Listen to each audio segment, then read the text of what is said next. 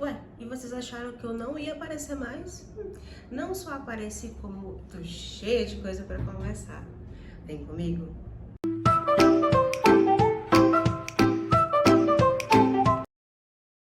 Vamos lá? Antes de mais nada, feliz 2026. Muitas boas leituras, novas descobertas, muito mais do que ler, que esse ano a gente possa de verdade conversar bastante sobre toda essa coisa incrível sobre livros. É verdade que o canal ficou parado nesses últimos tempos, mas as minhas leituras, não mesmo. Então, eu vou aproveitar aqui esse iniciozinho de ano para conversar com vocês sobre os livros que chegaram, o que eu já andei finalizando, o que eu ando lendo.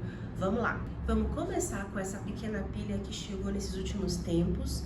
Eu tenho livros ainda que estão na minha cidade natal, em Manaus, e aí eu tô tentando controlar essa ideia de comprar muitos livros, mas você sabe como é que funciona isso na prática, nem sempre a gente consegue, mas tudo bem. E aí tem uns livrinhos ali já nesse meio tempo. E um sebo aqui que tem próximo perto da minha casa, aqui no bairro, que ele é um sebo voltado para um outro objetivo, que eu prefiro não entrar em detalhes. Mas ele também é um sebo, tem vários livros interessantíssimos lá. De vez em quando eu encontro o perdido, um caça-feitiços, daquela minha série do caça-feitiços, eu tô no 5º, indo pro 6º, a gente vai conversar sobre isso também. Então lá eu encontrei esse livro aqui, que é do Terry Pratchett, A Magia de Hollywood. É da série Discworld, eu não sei se vocês já ouviram falar, mais uma das séries de fantasias que meu querido marido fica falando, você vai gostar de ler, você vai gostar de ler. Aí dessa eu vou comprando as ideias, vou, né, pegando livros que tem séries de muitos livros. Esse do Caça-Feitiço, por exemplo, peraí, que eu vou pegar aqui na estante e vou pegar os livros que eu tenho pra gente conversar melhor. Se é um vídeo sobre atualização, vamos atualizar esse negócio direito, não é mesmo? Aqui comigo, é só, essa é a série que eu tava conversando com vocês, o Caça-Feitiços. Tem uma playlist aqui no canal somente sobre esses livros, são 13 no total, até onde dei uma olhadinha recentemente.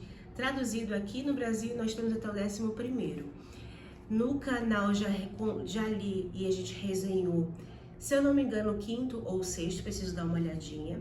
Aqui em casa eu tenho o 6, o 7, o 8 e o 10. Então, nesse sebo eu encontrei A Magia de Hollywood, do Terry Pratchett. É uma série do Discworld. Parece que tem um planeta no formato de uma tartaruga e que tem um negócio em cima. Enfim, eu achei sensacional na ideia. Aparentemente você não precisa ler na ordem para fazer sentido, diferente do Caça-Feitiços, que tem. É interessante sim você ler na sequência para entender o que aconteceu, que personagem é esse e tudo mais. Aparentemente esse aqui não precisa, mas eu gosto de ler na ordem. Você já conhece, né, meu estado, então, minha situação, já sabe como é que eu sou. Que capa maravilhosa.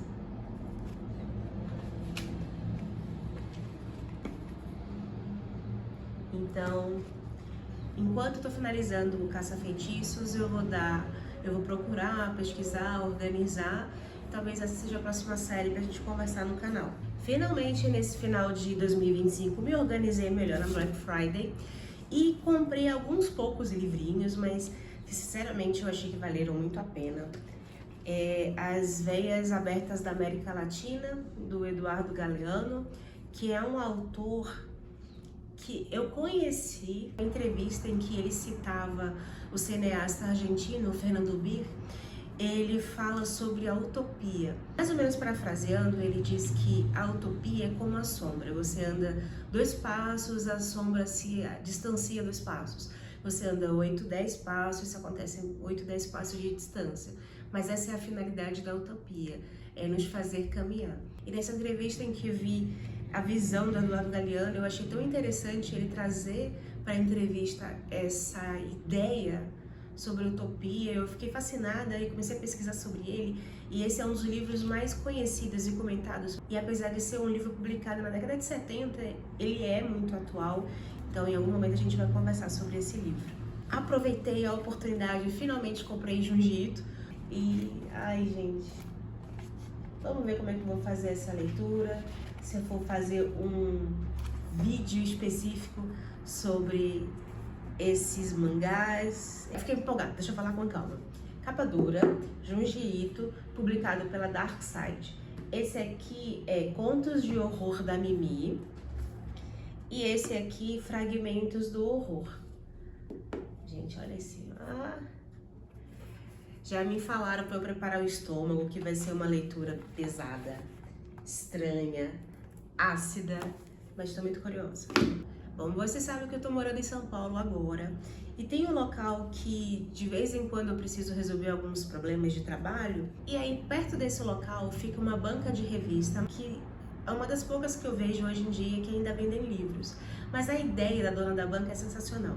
Todo e qualquer livro ela vende a R$5. Eu já vi O Avesso da Pele, do Tenório. Eu já vi Graciliano Ramos, inclusive. Ela sabe que os livros em sebo, aqueles livros em sebo na livraria, tem outros valores, mas ela, conversando comigo, disse que a ideia dela é tentar popularizar o máximo possível o livro, e ela entende que a forma mais simples de fazer isso é deixar o preço mais barato. Então ela recebe doações e tudo mais. Eu achei muito bacana a ideia dela. Vamos ver se um dia desse eu filmo, converso com ela e trago pra cá. E nessa banca de revista eu comprei O Acidente, da Freida McFadden, por favor me corrijam. Essa é uma autora que tá bombando pra caramba, né? Desde 2023, 2024 mais ou menos. Aqui atrás tem os livros dela, outros livros que eu tenho visto o pessoal comentando demais, que é A Contadora, A Professora, Nunca Menta Mais. Me pareceu, fiz a leitura. Esse é um dos livros que eu finalizei e a gente vai conversar logo por aqui. É um daqueles livros que aparentemente tem uma fórmula de bolo, me lembrou um pouco Dan Brown. Não li os outros livros, mas pelo que eu li da sinopse é mais ou menos assim. E aí, não há problema, porque livro também é entretenimento. Então eu engoli este livro. Tem algumas coisas para conversar sobre ele, mas eu vou fazer um vídeo específico sobre, viu? 2025, eu lembro que começou com um livro que eu peguei emprestado de um amigo muito querido, beijo João. Vou te receitar um gato, de CEO Ishida. Basicamente isso que o livro está dizendo. Você tem alguns tipos de problema, ansiedade, preocupação excessiva, enfim, vai procurar um médico que algumas pessoas muito específicas te indicam. E aí, esse médico muito diferente, de um consultório muito diferente, com uma assistente estranha, indica um gato específico para um tipo de problema específico daquela pessoa. E aí o livro vai mostrando a realidade de como é viver isso. De como é viver isso ao longo do tempo assim, sabe? Você vivendo a vida e seu gato simplesmente aparecendo do nada e tomando conta de todo o ambiente. O livro é exatamente assim. Também li A Dama das Camélias, que é um daqueles livros que você acha, por ser clássico, por um escritor ser considerado clássico, aquele escritor, então é um livro que pode ser denso, complicado de entender, com alguns tipos de vocabulário muito antiquados. É um livro, se não me engano, do século XIX. Mesmo assim, olha aí, me rendeu boas risadas. Tinha algumas coisas que o protagonista parecia estar conversando com a gente e a gente olha, nossa, me lembrou a Viuvinha do José de Alencar, com aquele plot twist todo e que você acha que não vai ser nada interessante, uma leitura muito óbvia, mas do nada ela te surpreende.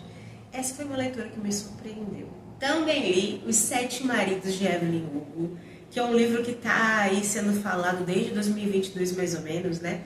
Muito bem construído, eu achei interessantíssimo. É sobre uma grande atriz de cinema, mais ou menos desse período dos anos 40 em diante, e o que aconteceu na vida dela, por trás dos bastidores, as fofocas que a gente tem da mídia, do que acontecia com os grandes astros do cinema, a gente consegue entender por trás dos panos, com um tipo de olhar diferente do que a gente costuma ver. Eu achei sensacional. A gente vai conversar sobre esse livro aqui no canal também, com certeza. Também li Eu Que Nunca Conheci os Homens. Se não me engano, esse é um livro dinamarquês, muito interessante. É um livro de ficção com um olhar que eu nunca tinha parado para pensar. E se você só conhecesse os homens de ouvir falar? Porque você até os vê, mas nunca interagiu, nunca conversou, nunca nem ouviu a voz. É uma história de mulheres que toda uma situação que faz com que elas tenham que ficar enjauladas, enclausuradas. E a gente vê essa história pelo olhar da protagonista, que é uma dessas mulheres, a mais jovem dessas mulheres, cujo pensamento mais antigo que ela possui na vida é já estar dentro daquela jaula com aquelas mulheres. E ela só sabe da existência dos homens porque ela ouvia aquelas mulheres conversando. Você imagina um lugar quadrado, apertado, fechado, com mulheres ali dentro, mas que elas não tenham nenhuma privacidade.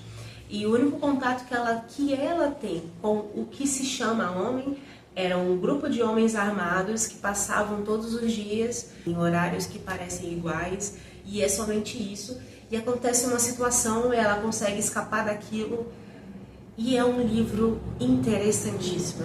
Olha, eu tenho muita coisa para conversar com vocês. Vou querer trazer aqui para o canal para a gente conversar também. Virei o ano lendo Milton Ratum, Cidade Ilhada. E que gostoso foi fazer essa virada do ano, lendo histórias da minha terra. E aí, aqui no canal nós já conversamos sobre Órfãos do Eldorado. Inclusive é o vídeo que mais tem visualização aqui do canal. E eu pretendo trazer mais Milton Ratum, Tiago de Mello, vários outros escritores da região norte. Eu falei só escritores do Amazonas, mas trazer outros escritores da região norte. Esse é um livro de contos do Milton Ratum que tem um foco principal amazônico, né? Não só na capital. Em vários contos eles viajam para o interior, alguns contos eles vão para fora do país também, mas sempre tem essa comunicação com a Amazônia, com o que a Amazônia causa nas pessoas, principalmente nos estrangeiros. É um livro que a gente vai conversar, eu achei uma delícia. Os contos, como ele foi desenvolvendo, é bem bacana.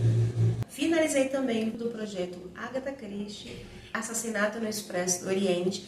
É um dos livros mais conhecidos da Agatha Christie aqui no Brasil. Ali na nossa adolescência e na juventude a gente conversava muito, falava muito sobre Agatha Christie. Eu achei a história assim, é que eu já vi várias obras desse livro ao longo do tempo, então eu meio que sabia o que acontecia. Mas foi muito bacana pegar o original, né? De onde esses outros filmes, alguns outros livros se basearam no Expresso do Oriente. Essa foi uma leitura muito gostosa, matei a vontade do Hercule Poirot. E a gente vai conversar sobre esse livro no início de fevereiro, tá bom? Na primeira quinta-feira de fevereiro. Agora vamos falar de leituras em andamento. Nesse momento eu estou lendo dois livros bem diferentes. Estou lendo Calciferum, do André Fernandes, que é um dos membros do podcast Mundo Freak. Esse é um livro que, se eu não me engano, é considerado fantasia urbana. Ele é bem interessante. O protagonista estava tendo uma vida adulta bem estressante, sem trabalho, vivendo num apartamento que era da família, pensando como é que ia ser o futuro sem trabalho, enfim. Até que ele consegue fazer uma entrevista de emprego, até lá algumas coisas estranhas acontecem, ele consegue trabalhar, isso tudo está no início do livro, hein?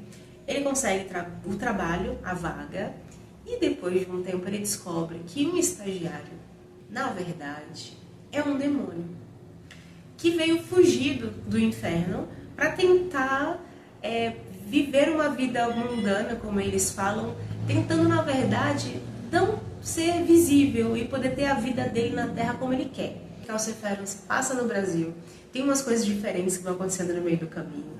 Eu sei que eu já falei que eu não gosto de temáticas de terror, talvez isso esteja mudando, não sei. Apesar de ter umas cenas meio pesadas, eu gostei muito. Essa foi uma indicação do meu querido marido, que claro, não dá ponto sem nó. Aí depois que eu peguei, gostei do livro, mesmo estava embarcada, nesse momento eu estou no 77% da leitura já concluída, descubro que na verdade isso é uma trilogia, esse é o primeiro livro de uma trilogia, quer dizer, fica difícil, né, gente? Porque aí minha lista de livros já não é pequena, ele ainda faz isso. Tô reclamando, né? Eu tô reclamando, mas não tô reclamando não. E a outra leitura que eu estou fazendo aqui em andamento é meu primeiro Dostoiévski, que é Gente Pobre, que também é o primeiro livro publicado pelo Dostô. Nesse eu dei uma separadinha para vocês verem, falta eu finalizar essa parte aqui. Esse é um livro em que existe uma troca de cartas em que desenvolve-se toda a história dos dois protagonistas. É o que a gente chama de, eu vou pesquisar se realmente esse livro é considerado, mas até onde eu estou lendo, ele é um romance epistolar de trocas de cartas. Eu não sou muito fã, apesar de ter alguns escritores que depois foram publicados livros com trocas de cartas, eu acho que eu quero muito ler, que eu acho interessante, que vai falando do dia a dia, da vida real deles, isso me interessa.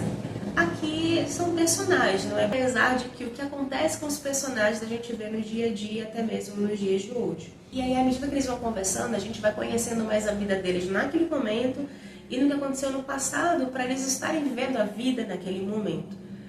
E assim, eu sou o tipo de pessoa que começa a ler, eu mergulho no livro e aí eu esqueço o que está acontecendo ao meu redor, quando o livro me pega, e aí é como se eu estivesse vendo um filme, só que eu tô lá, mais ou menos isso. Acontece com você também? E aí fica difícil fazer isso com um livro que se baseia em troca de cartas, porque aí tem uma folha e meia, já troca a carta. Local tal, data tal, fulano de tal. Aí meio que quebra, né? Tem algumas histórias aqui que levam um pouco mais de tempo, 4, 5 páginas, e aí você embarca na história. Interessantemente, são as histórias que eu mais consigo lembrar, os momentos dos personagens que eu mais consigo lembrar. Mas aí chegou no momento da história que é o que me fez voltar para sentar e conversar com vocês e o que rendeu todo esse livro. Porque aconteceram umas coisas aqui que eu fiquei, não é possível. Você que já leu Gente Pobre, você pode contar para mim o que você achou? Logo eu vou finalizar essa leitura e a gente vai conversar sobre Gente Pobre, do Dostoiévski aqui no canal. Você que me acompanhou até o final desse vídeo, muito obrigada, um beijo e até o próximo vídeo do canal.